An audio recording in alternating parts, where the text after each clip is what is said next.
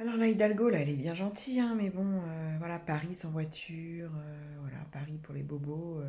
Mais comment on fait quand on a une gamine, voilà, hein, une gamine de 4 mois, qu'on a la poussette, qu'on a le sac à langer, voilà, qu'on doit du coup aller en voiture, puisqu'il n'y a aucun ascenseur dans le métro, puisqu'on ne peut pas rentrer dans le métro vu qu'il est bondé, vu qu'il y en a un tous les 4 5 minutes en journée, hein, et que du coup il est archi bondé, que ce soit en journée, en heure de pointe tout le temps, donc tu peux pas y rentrer. En tout cas, et la poussette, c'est mort. Plus moi à côté, plus la dangerosité, parce que si le métro il freine, enfin bref. On est obligé d'aller en voiture. Donc on peut pas se garer. On tourne pendant une demi-heure pour trouver une place. Ensuite, on paye 4 à 6 euros de l'heure pour se garer. Ensuite, il y a des feux rouges partout, tout le temps, des travaux partout, tout le temps. Il n'y a pas un ouvrier sur les travaux, pas un. Elle ouvre 1 milliard, des centaines en tout cas de travaux, il n'y a pas un ouvrier dessus. Alors, il faudrait ouvrir travaux par travaux. Un travaux, des ouvriers, on ferme le travaux. On ouvre un autre travaux, des ouvriers, on ferme le travaux. Oui, ah bah non, apparemment c'est trop compliqué. Ben non, on ouvre tout, on met des ouvriers sur un chantier et voilà, on laisse les gens s'entretuer. Voilà, puisque bien sûr les travaux fait qu'on ne peut pas passer en fauteuil roulant, on ne peut pas passer en poussette, voilà. Donc c'est la jungle, il y a des embouteillages. Alors c'est 30 km/h, j'en parle même pas, hein. Moi je tendance à rouler entre 5 et 70. Soit 5, 60, soit 70. Soit 5, soit 60, soit 70. On est tellement énervé entre deux feux rouges. 30, mais j'ai pas vu une voiture, je vois même pas une trottinette à 30 km/h.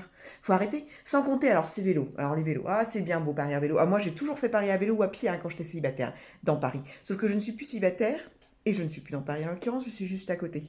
Sauf que la majorité des nouveaux cyclistes là qu'elle a amenés avec ces trucs de merde, ces cornapistes horribles, jaune fluo, dégueulasses, ridicules, qui défigurent tout et qui sont pas très logiques des fois, puisqu'il n'y a pas grand monde dessus à certains endroits, pas à tous, je suis d'accord, ils ne savent pas rouler. Ils grillent tout, ils rayent les bagnoles, ils font des queues de poisson, ils s'entretuent entre eux, limite. Voilà, alors les trottinettes, j'en parle même pas, c'est juste. Mais c'est un engin de mort, pas forcément pour eux, parce que je m'en fous, ceux qui prennent la responsabilité, hein. Par contre, que ce soit les cyclistes ou les trottinettes, ce sont des engins de mort pour les voitures, et ce sont des engins de mort pour les piétons. Parce que j'ai l'impression qu'il y a largement plus d'accidents piétons à cause des vélos et des trottinettes que à cause des voitures, hein. Voilà. Donc voilà. Donc je reviens, voilà, d'un aller-retour important, hein. Voilà. C'était pas pour m'amuser, hein. Voilà. J'étais obligée d'y aller. Un aller-retour avec ma gamine. L'aller, ça allait. Voilà. Le retour, j'en pouvais plus. J'avais prévu après 20-25 minutes. Avec de la marge. Eh ben non, 45 minutes. La gamine qui hurle pendant une demi-heure. J'aurais croisé qui que ce soit, je l'aurais flingué. Flingué. Voilà. Ma gamine n'a pas à subir ça, j'ai pas à subir ça. Voilà, parce qu'on paye des impôts, on paye des taxes communales et départementales et régionales, hein. Quand on achète un appartement à des centaines de milliers de boules, je peux vous assurer qu'il y a bien 50 000 euros qui vont au département ou à la région. Ils en font quoi de mon argent, là? Ils en font quoi de mon argent? Il y en a ras-le-bol. Sans compter bien sûr que cette ville est devenue moche, est devenue crade, ça pue, il y a des ordures partout, les tags, j'en parle même pas, c'est invivable. Ça fait 8 ans que je vis dans cette ville de merde. 8 ans. Au début, ça allait. J'étais jeune, célibataire, je m'amusais à pied, en métro, en vélo. C'était encore relativement propre. Voilà, c'était cool, je vivais bien. Il y a des avantages à Paris, hein. Encore que j'ai une gamine vraiment adorable. Il y a des avantages à Paris, hein. On est d'accord, sauf que depuis 8 ans, c'est de pire en pire. Depuis 8 ans, on ne peut plus s'asseoir dans le métro. De moins en moins. Depuis 8 ans, c'est de plus en plus crade. C'est de plus en plus le bordel. Les voitures ne peuvent plus du tout circuler. Comment font les vieux qui peuvent pas aller en vélo, qui peuvent pas prendre le métro? Comment font les familles? Comment font les femmes en poussette? Comment font les handicapés? Madame, vos bobos, là, vos bobos de 35 balais à 5000 boules par mois, il y en a pas tant que ça. En tout cas, c'est pas tous les Parisiens. Et c'est pas tous ceux qui habitent en petite couronne qu'on besoin d'aller à Paris. Mais c'est une abomination, cette ville. C'est une abomination. Vraiment, si je pouvais partir, mais ça ferait belle lurette. Belle lurette, je préférerais être au SMIC, en Bretagne ou ailleurs, que de gagner 5000 boules dans cette ville abominable. Vraiment. Et voilà. Et les gens, voilà. Pour qui, pourquoi ils ont voté, je pense, parce qu'en fait, il n'y a que ceux qui ont voulu voter pour elle qui ont voté, parce que tous les autres, ils ont tellement marre qu'ils n'ont pas voté, c'est pas possible. C'est pas possible de voter pour elle, vu la ville de merde que c'est devenu. Je dis pas qu'avec quelqu'un d'autre, ça aurait été la panacée et le paradis, mais j'espérais que ça aurait été moins pire avec Dati ou avec n'importe qui, j'en sais rien, ça aurait été... Enfin, peu importe, mais il faut faire quelque chose, parce que ça devient abominable. Il y a eu 6000 départs, je crois, dans les écoles primaires cette année, je crois, dû entre autres au Covid, mais pas que.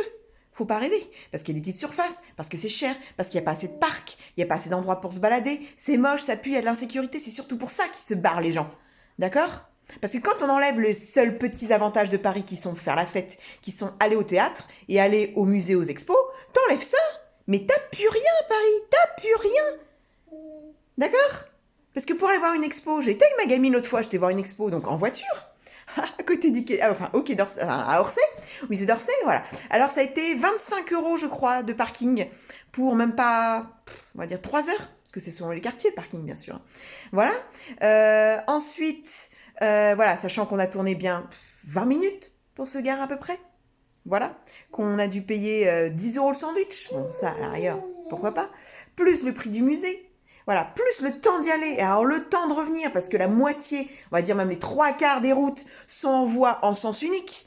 Donc, au bout d'un moment, c'est même plus. Le GPS ne sait même plus. Le GPS, il y a tellement de changements et tellement de trucs de merde. Le GPS ne sait même pas nous indiquer par où passer. Donc, mon conjoint, qui lui est parisien, connaît les routes. Mais même lui, bien évidemment, a tellement de changements et tellement de choses illogiques qu'il ne sait plus par où passer. On a tourné, on ne savait même pas comment rentrer chez nous. On ne savait même pas comment rentrer chez nous. Et quand on trouve une route, on est cul à 5 km/h.